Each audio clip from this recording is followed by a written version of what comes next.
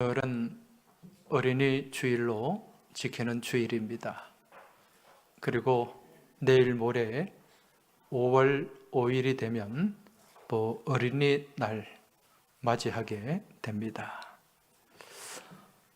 우리 교우들께서도 잘 아시겠지만 이 어린이날은 소파 방정환 선생이 처음 이제 이 날을 정하고 또 어린이 운동을 했었습니다. 그때가 1922년입니다. 일제강점기에 놓여져 있을 때죠. 그 이후에 이 어린이날 어린이 운동이 진행되다가 또 일제에 의해서 이게 중단이 되었어요. 그 이후에 다시 이 운동을 회복시키신 분이 초대 대통령 이승만 대통령입니다. 1954년에 이 어린이날이 회복이 되고 또 국가적인 행사로 자리를 잡게 됩니다.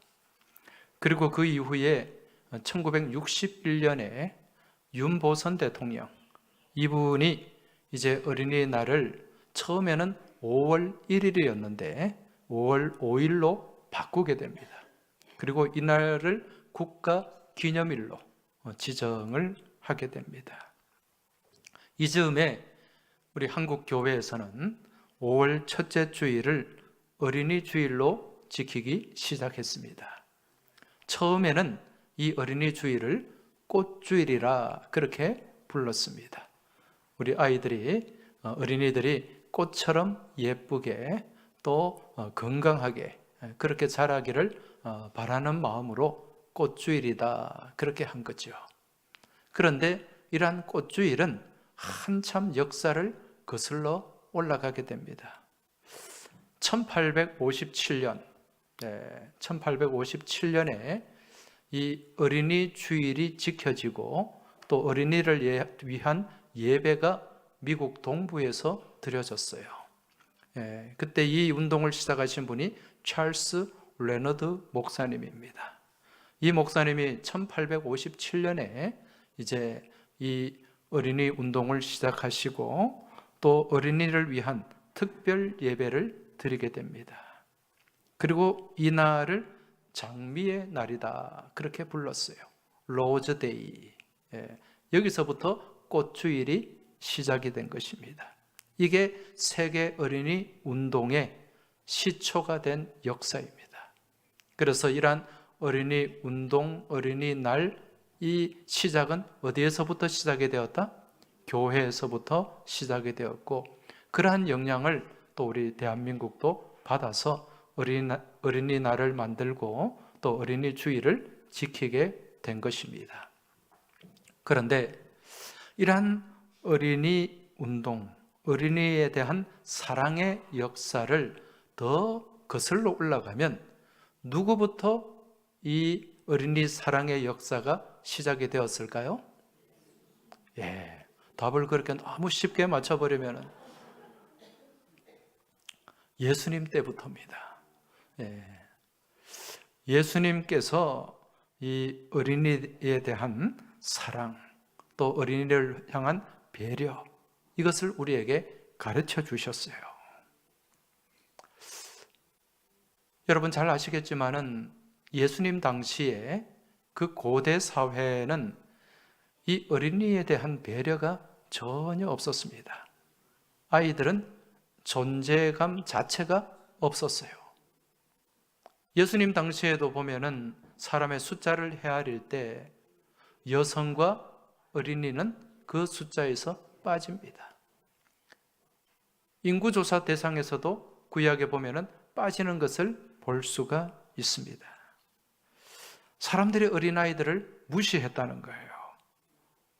그처럼 아이들을 무시하고 막대하는 장면이 성경에도 등장하고 있습니다. 마가복음 10장 13절 말씀에 보면 이런 말씀이 나옵니다. 사람들이 예수께서 만져주심을 바라고 어린 아이들을 데리고 오매 제자들이 꾸짖거늘. 지금 이 말씀은요, 이제 이 집안에 아이들이 있는 부모들이 예수님 앞에 이 어린이를 데리고 왔어요. 당시에 예수님은 이제 정말 유명세를 띠기 시작하면서 또 많은 환자들을 치유도 하시고 회복도 시키셨습니다. 지금 이 아이들의 부모가 예수님 앞에 데려온 이유는 정확하게 뭔지는 몰라요. 아마 첫 번째는 이 아이들을 예수님이 축복해 주기를 바라는 마음으로 데려왔을 수가 있고요. 두 번째는 이 아이들이 아픈 아이들인데 치료해 주기를 바라는 마음으로 데려왔을 수도 있습니다. 아무튼 이 아이들의 부모가 예수님 앞에 이 어린이를 데리고 왔을 때 여러분 제자들이 어떻게 반응을 했습니까? 오늘 말씀해 보니까 제자들이 꾸짖건을 아이들을 꾸짖었다고 말씀하고 있습니다. 여러분 여기서 이 꾸짖었다는 말은요 그냥 저리 가 니들이 왜 여기 와 그 정도가 아닙니다. 이 꾸짖었다는 말 성경의 원문에 보면 헬라어로 에피티마오라는 말이에요. 이 에피티마오는 예수님이 귀신을 쫓아내실 때, 귀신을 꾸짖고 쫓아내실 때 사용하신 단어예요. 여러분 예수님이 귀신을 그냥 쫓아내셨겠어요? 엄청나게 꾸짖고 그렇게 이 귀신을 축출하셨습니다. 그러니까 지금 제자들은 이 아이들에게 꾸짖었다는 것은 엄청나게 이 아이들을 꾸지람을 하면서 너희 같은 게 어디 나와? 그런 소리를 지르면서 그렇게 쫓아내었다는 겁니다. 여러분 이 제자들의 이 행동은 이들이 악해서 이렇게 한 게 아닙니다. 그 당시에 사회적인 통념이 그러했다는 거예요. 그래서 자신들도 모르게 자연스럽게 그렇게 아이들을 향해 말을 하고 꾸짖었던 것입니다. 그런데 예수님의 반응이 어떻습니까? 예수님은 이 모습을 보시면서 어떻게 말씀하십니까? 마가복음 10장 14절에 보면 예수께서 보시고 노하시어 이르시되 어린 아이들이 내게 오는 것을 용납하고 금하지 말라. 하나님의 나라가 이런 자의 것이니라. 할렐루야. 이렇게 말씀하고 계세요.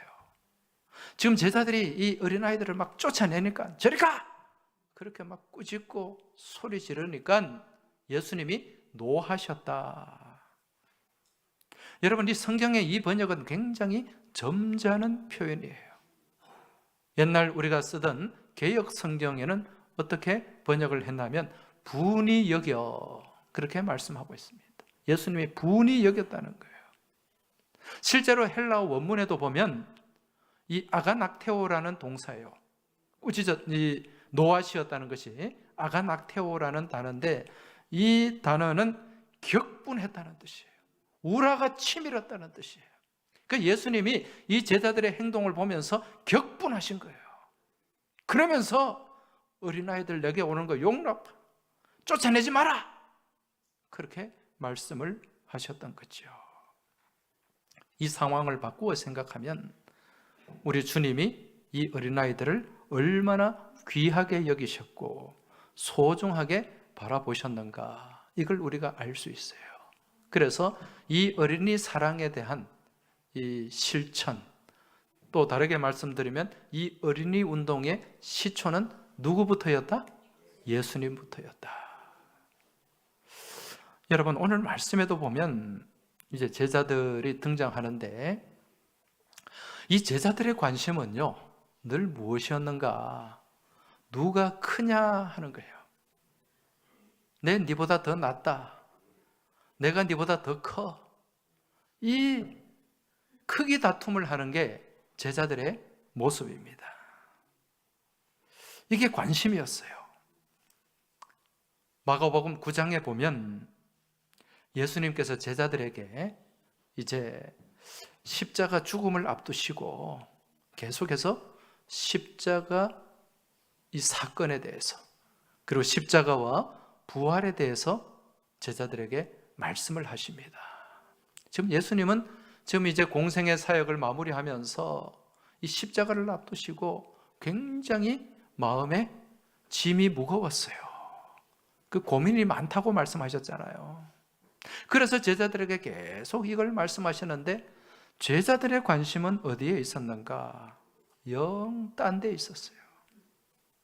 마가복음 9장 33절 34절에 보면 예수님은 십자가에 대해서 말씀하는데 이 제자들은 뭘 생각하고 있는가? 9장 33, 34절입니다. 가버나움에 이르러 집에 계실새 제자들에게 물으시되 너희가 길에서 서로 토론한 것이 무엇이냐 하시되 그들이 잠잠하니 이는 길에서 서로 누가 크냐 하고 쟁론하였음이라.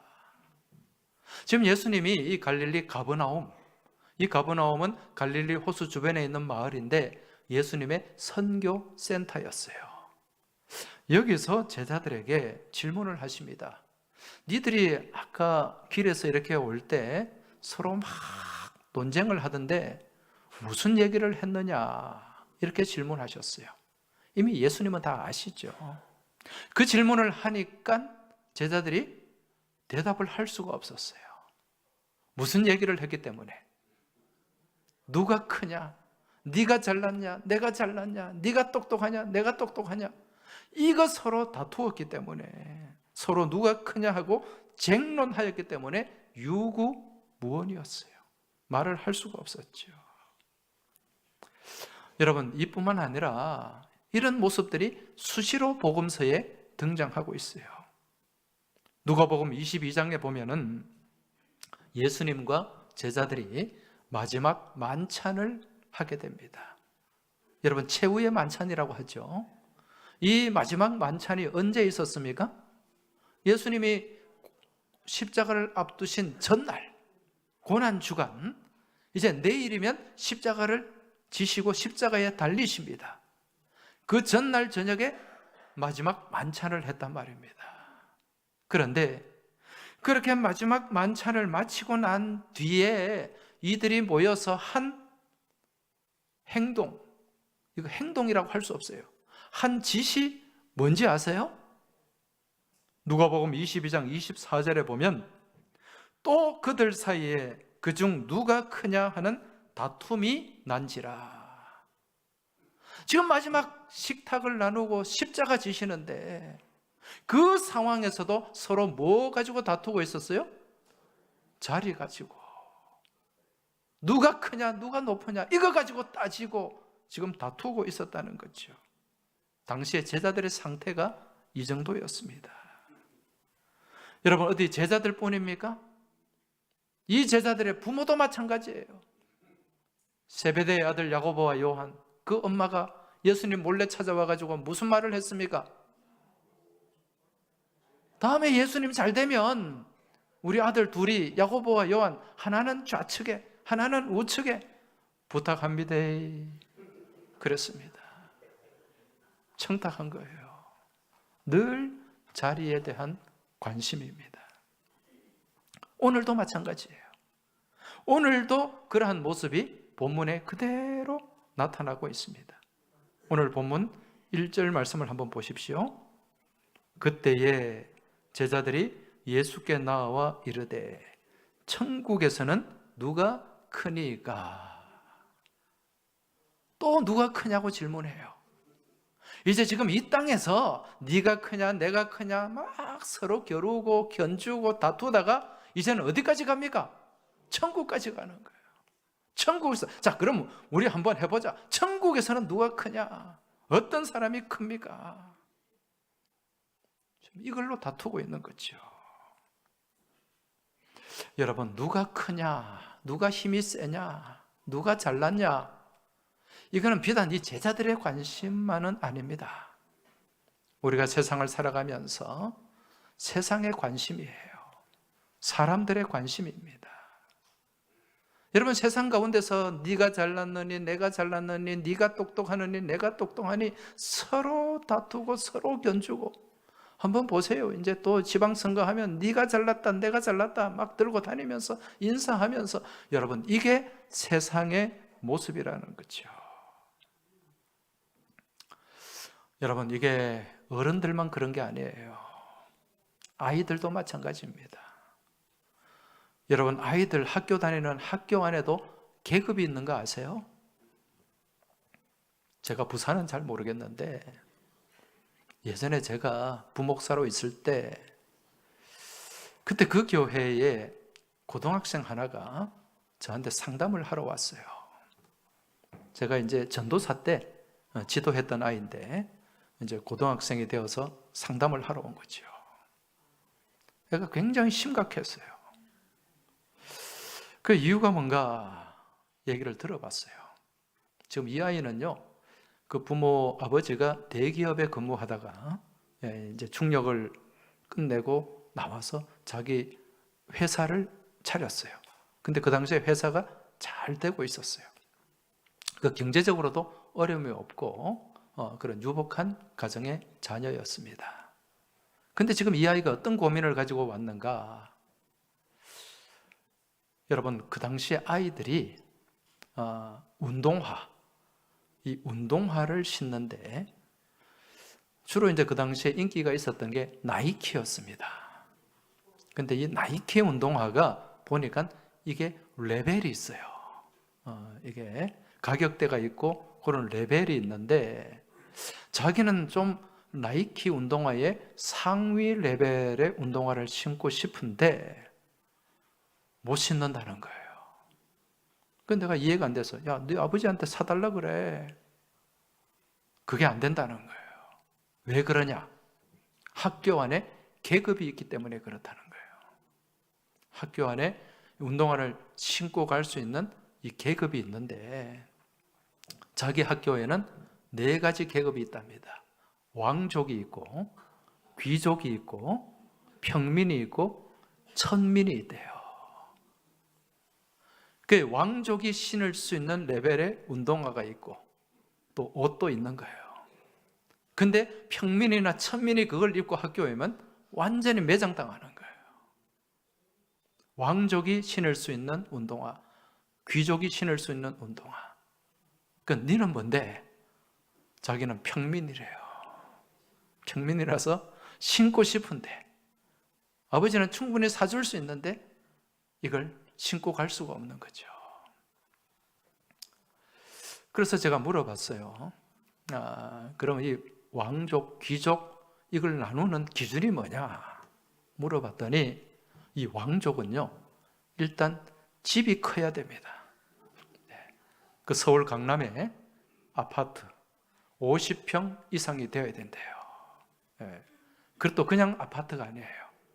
뭐 그 당시에 인기가 있었던 무슨 레미안 뭐 이런 아파트 있잖아요. 그런 아파트 50평 이상 살아야 되고 돈만 많다고 되는 게 아니고 성적도 좋아야 돼요. 이게 왕족이에요. 거기보다 조금 못 미치면 귀족이고 또 못 미치면 평민. 그 대다수가 평민이라는 거예요. 야, 너는 아버지도 경제력도 있고 유복한데 왜 귀족이 못 됐나? 그랬더니 자기는 성적이 안 따라간대요. 그래서 평민에 머물러 있고 그 자기가 신고 싶은 운동화를 신고 가지 못한다는 거예요. 우리 어른들이 볼 때는 웃기죠. 근데 걔들은요 심각한 거예요. 크기가 있더라고요. 집 크기에 따라서, 경제력의 크기에 따라서 이게 애들의 레벨이, 수준이 딱 이게 정해져 있는 거예요. 여러분 누가 크냐? 이건 세상의 기준이죠, 그렇죠? 근데 이게 비단 이 아이들 뿐이겠습니까? 어른들의 사회도 마찬가지입니다. 우리가 살아가는 이 사회 또한 여러분 돈이 얼마나 많으냐 이거에 따라서 그 사람이 각각 바라보는 시선이 달라져요. 돈이 많음으로 인해서 그 돈으로 막 어떤 힘을, 완력을 행사하려고 하는 사람들이 많이 있습니다. 돈만 됩니까? 권력도 있죠. 돈을 갖고 있으면 또 권력을 갖고 싶어요. 또 얼마나 학력과 얼마나 좋은 학력과 스펙을 가졌느냐, 이런 걸 가지고 그 사람을 평가하고 나눈다는 거죠. 이게 우리 사회의 모습입니다. 여러분, 지금 이 제자들은요, 이러한 세상의 기준과 잣대를 가지고 서로의 크기를 평가하고 나누고 있었던 거죠. 그리고 이걸 어디까지 가져와서? 천국까지 가져가서 천국에서 또 누가 크냐? 이거 서로 논쟁하고 다투고 있었다는 것입니다. 이때 예수님이 뭐라고 말씀하십니까? 오늘 본문 2절, 3절 한번 보시기 바랍니다. 예수께서 한 어린 아이를 불러 그들 가운데 세우시고 이르시되 진실로 너희에게 이르노니 너희가 돌이켜 어린 아이들과 같이 되지 아니하면 결단코 천국에 들어가지 못하리라. 할렐루야. 지금 예수님이 뭐라고 말씀하십니까? 어린아이를 불러서 세워놓으시고 이 어린아이와 같이 되지 아니하면 천국에서 크냐 작으냐 이게 문제가 아니라 아예 들어갈 수도 없다, 이 말씀을 하십니다. 지금 예수님께서 말씀하는 어린아이와 같은 모습, 어떤 모습입니까? 이 어린아이와 같은 모습, 오늘 본문 4절에서 답을 주고 있습니다. 같이 한번 읽어보겠습니다. 그러므로 누구든지 이 어린아이와 같이 자기를 낮추는 사람이 천국에서 큰 자니라. 할렐루야. 어떤 사람이 큰 사람이라고요? 낮추는 사람, 낮아지는 사람. 이 낮춘다는 말은요, 헬라 말로 타페이오스, 바닥에 가까이 머무는 사람, 가장 낮은 곳에 있는 사람, 그런 의미입니다. 자, 그럼 지금 이 어린아이를 세워놓고 이 아이와 같이 자기를 낮추는 사람이 천국에서 큰 사람이다, 이 말씀을 하시는데 실제로 이 아이가 자기를 낮춘 적이 있습니까? 오늘 말씀에 보니까 있어요, 없어요? 지금 예수님 앞에서 이 아이가 자기를 낮춘 적은 없었습니다. 이 아이는 그냥 예수님이 나오라고 하니까 나왔을 뿐이고, 서 있으라고 하니까 서 있었을 뿐이에요. 그런데 왜 예수님은 이 아이를 낮추는 사람이라고 말씀하셨을까요? 그 이유는요, 지금 이 아이는 삶 자체가 낮은 위치에 있었습니다. 그리고 그 상태가, 지금 이 아이의 상태가 낮은 상태였던 거죠. 그러니까 존재 자체가 낮은 위치, 낮은 상황에 놓여져 있었다는 것입니다. 그러니까 스스로를 어떻게 바라봅니까?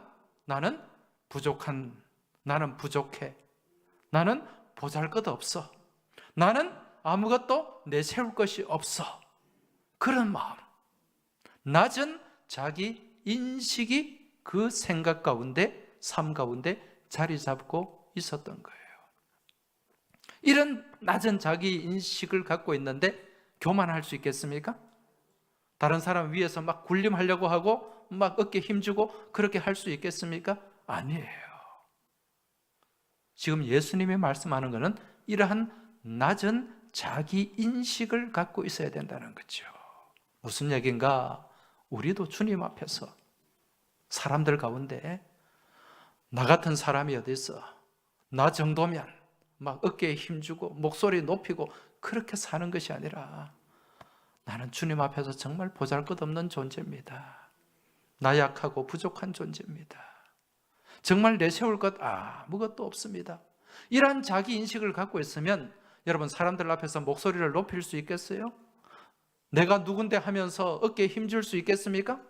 전혀 안 그렇습니다. 지금 이걸 말씀하는 거예요, 주님께서. 낮은 자기 인식입니다. 겉으로만 낮은 척, 겸손한 척 하며 살아가는 것이 아니라 어린아이처럼 자신의 존재 자체를 작고 보잘것없이 여기면서 낮은 곳에 거하고 겸손한 자리에 머물며 살아가는 사람이 천국에 들어갈 수가 있고 또 천국에서 인정받게 된다는 말씀입니다. 할렐루야. 이러한 믿음의 모습이 오늘 이 자리에 함께한 우리 교우들의 삶 가운데 나타나길 주님 이름으로 축복합니다. 여러분, 교회는 어떤 곳입니까? 교회는요, 이 땅의 천국의 모델 하우스입니다. 한번 따라 하시기 바랍니다. 교회는 이 땅에서 천국의 모델 하우스입니다. 할렐루야. 네. 그래서 우리가 이 교회를 통해 이 땅에 살면서 천국을 경험하게 되는 거예요. 그리고 이 교회는 우리가 천국에 가기 전에 천국의 삶을 미리 예행 연습하는 거예요. 그래서 천국을 미리 경험하는 곳이 어디다? 교회라는 것입니다. 그렇다면 교회에서 인정받고 교회에서 큰 사람은 어떤 사람일까요? 오늘 예수님의 말씀처럼 어린아이처럼 자기를 낮추고 자기를 내려놓고 그리고 상대방을 배려하고 섬기는 사람, 이런 사람이 교회에서 인정받고 큰 사람입니다. 누가 인정해 주시기 때문에? 주님이 인정하시기 때문에. 그러한 삶 가운데 우리는 작은 천국을 경험하게 되는 줄 믿습니다. 그렇지 않고 내가 누군데 하면서 다른 사람 위에 올라가고 군림하고 지배하려고 하다 보면 그 삶은 여러분 천국이 아니라 무슨 삶이 되고 만다? 지옥이 되고 만다는 것입니다. 여러분, 상대방을 짓밟고 누르고 쟁탈하고 다투는 거기에 천국이 있겠습니까? 없습니다. 천국은 낮아지는 가운데 경험하는 곳인 줄 깨달으시기 바랍니다. 그래서 이 땅에서 천국과 지옥을 경험하는 것은 어떤 큰 차이가 있는 게 아니에요. 내 마음의 생각과 태도와 가치관에 따라서 지금 내가 살아가는 삶의 자리가 천국이 되기도 하고 때로는 지옥이 되기도 한다는 사실 믿음으로 깨달으시길 축복합니다. 무엇에 따라서? 내 생각과 태도와 가치관에 따라서 천국이 되기도 하고 지옥이 되기도 한다는 거예요. 제가 어릴 때 교회학교 선생님한테 들은 동화가 아직도 기억이 납니다. 초등학교 저학년 때 들었던 동화인데 아마 여러분들도 많이 들어보셨을 거예요. 여러분, 옛날에는 교회학교에서 제일 재밌는 시간이 동화 구연 시간이었잖아요. 그때 들었던 동화입니다. 어느 날 이 영희라는 친구가, 여러분 옛날에는 다 영희와 철수였어요. 이 영희가 이 천국을 좀 보고 싶은데 그래서 주님께 기도를 드렸어요. 하나님, 제가 천국을 좀 가보고 싶습니다. 그렇게 기도를 했는데 어느 날 꿈에 이 아이가 천국에 간 것이 아니라 지옥을 가게 된 거예요. 지옥을 구경하게 된 겁니다. 지옥에 갔더니 여러분, 지옥이라면 어떤 곳입니까? 그냥 막 뜨거운 불이 있고 고통이 있고 그런 곳이 아니더래요. 지옥에 가니까요, 너무 맛있는 음식이 거기에 차려져 있는 거예요. 산해 진미가 그냥 좋아하는 맛있는 음식들이, 보지도 못한 그런 귀한 음식들이 큰 상에 차려져 있고 그 상 주변에 정말 많은 사람들이 있는 거예요. 그래서 그 음식을 먹으려고 하는데 음식을 아무도 먹지 못하는 겁니다. 이유가 뭔가?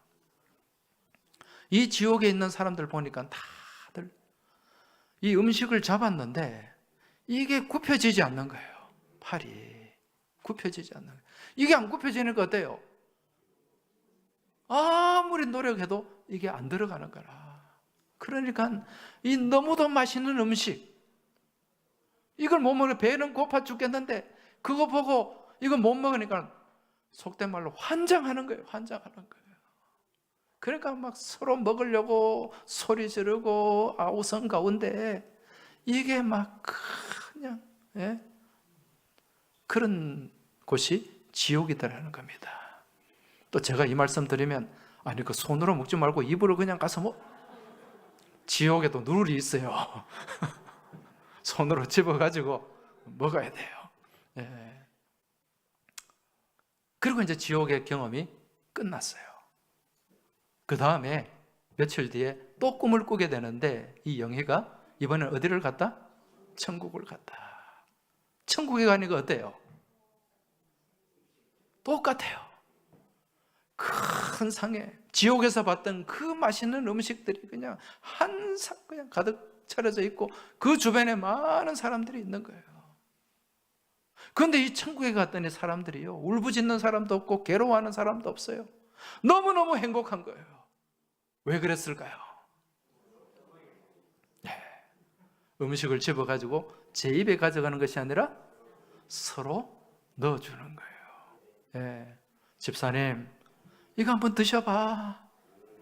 아유 너무 맛있다. 권사님도 하나 좀 드셔봐요. 서로 집어서 넣어주는 거죠. 그러니까 너무 맛있게 너무 행복하게 이 음식들을 먹고 있고 그리고 기쁨과 감사와 즐거움이 가득하더라는 것입니다. 여러분 이게 천국과 지옥의 차이입니다. 여러분 이 땅에서 우리가 천국과 지옥을 살아가는 것은 우리의 생각의 차이요 태도의 차이요 우리의 가치관의 차이인 줄 깨달으시기 바랍니다. 동일한 상황, 동일한 조건 가운데서도 기쁘고 행복한 천국을 살아가는 사람도 있고 동일한 상황이지만 그 가운데 지옥을 살아가는 사람도 있다는 거예요. 할렐루야. 이 자리에 계신 우리 모든 교우들 이 땅의 삶이 작은 천국의 삶이 되시길 주님 이름으로 축복합니다. 오늘 주님께서는 이러한 천국에서 큰 자 또 인정받는 사람이 누구라고 말씀하죠? 자기를 낮추는 사람. 교만 가운데 그렇게 군림하고 지배하려고 하는 사람이 아니라 낮은 자리에 머물면서 겸손으로 살아가는 사람. 여러분 자기를 낮추고 겸손 가운데 살아가는 모습이 어떤 모습입니까? 상대를 배려하는 거예요. 상대를 존중하는 거예요. 상대를 위해 주는 것입니다. 이게 뭐냐? 내 중심이 아닌 상대의 입장에 서는 거죠. 이걸 한자 사자성어로 뭐라고 얘기합니까? 역지사지입니다. 다른 사람의 편에서 생각을 할 줄 아는 거예요. 여러분 이처럼 자기를 낮추고 자기를 비우는 온전한 겸손의 본을 보여주신 분이 누구십니까? 바로 우리 주님이시죠. 그 높은 하늘 보좌를 다 버리시고 가장 낮고 낮은 천한 베들레헴 마구간으로 오셨어요. 그리고 가장 낮은 그 고난의 십자가를 지신 분이 우리 주님이십니다. 우리가 예수님을 믿는다고 하는 것, 이것은 무엇을 얘기하는 겁니까? 우리가 그 주님의 마음을 우리 안에 품는 거예요. 주님의 마음을 품고 주님을 본받아 살아가는 모습, 이게 예수님을 믿는 믿음의 삶인 줄 깨달으시기 바랍니다. 너희 마음에, 너희 안에 이 마음을 품으라. 곧 누구의 마음이니? 그리스도 예수의 마음이니. 할렐루야. 이런 예수님의 마음을 품고 낮추고 겸손하게 살아가는 사람이 천국에서 큰 자다. 천국에서 높은 자다. 이것이 바로 주님께서 말씀하시는 어린아이의 모습인 줄 믿습니다. 이 모습이 바로 이 땅 가운데 소금과 빛된 모습입니다. 이 땅을 살아가는 소금의 모습이요 빛의 모습이고 또 이러한 낮고 겸손한 믿음의 모습을 가지고 주님을 바라보고 주님을 따라가고 주님을 닮아가는 가운데 우리는 이 땅에서 낮엔 해처럼 밤엔 달처럼 빛나는 모습으로, 소금과 빛된 모습으로 우리는 살아가게 되는 줄 믿습니다. 이번 한 주간에도 이러한 어린아이의 마음을 가지고 주님을 닮은 모습으로 주님을 따라가는 낮엔 해처럼 밤엔 달처럼 환하고 아름다운 모습으로 살아가는 여러분 모두가 되시길 주님 이름으로 축복합니다. 이 고백을 담아서 우리 같이 찬송하고 기도하며 나아가겠습니다.